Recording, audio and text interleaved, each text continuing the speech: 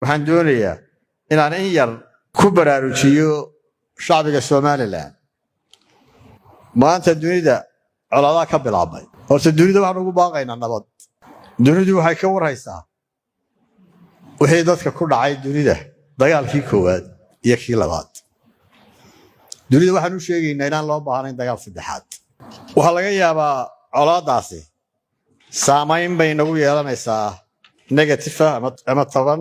colaadu meelaha ay ka socotaa waa meelaha dunida ugu muhiimsan Marinka Hormuz badda cas iyo Gulf of Aden waa meesha ugu badan ee ganacsiga adduunka uu maro marka horta waxaan ku baaqaynaa in nabadda lagu soo noqdo innaguna aynu diyaar garowno saamaynta inagu yeelan doono colaadaas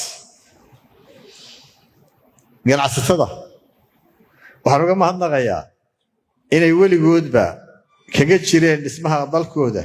iyo daryeelka shacbigooda kaalinta koowaad laakiin maadaama laga yaabo arrintaas inay saamayso kaydka aynu haysanno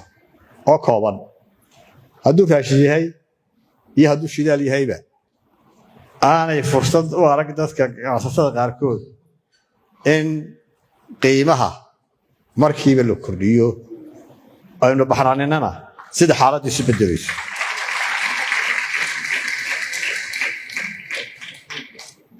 mar labaad waxaa ku baaqaya nabadda inkastoo in dalkeennu aanu weli dal la aqoonsan yahayn laakiin cod baynu leenahay codka iyaga waxaan ku gaadhsiinaynaa inay nabadda loo soo noqdo waxaan ku soo gunaanadayaa inaan halkan uga mahadnaqo xildhibaankii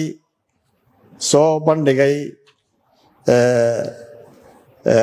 baarlamaanka dowladda Maraykanka Senator Scott Perry oo keenay baarlamaanka xeerka aqoonsiga Somaliland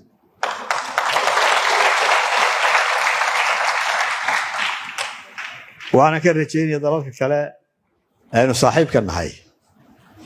inay tallaabadaas ku daydaan oo xaqa ay leedahay Somaliland la siiyo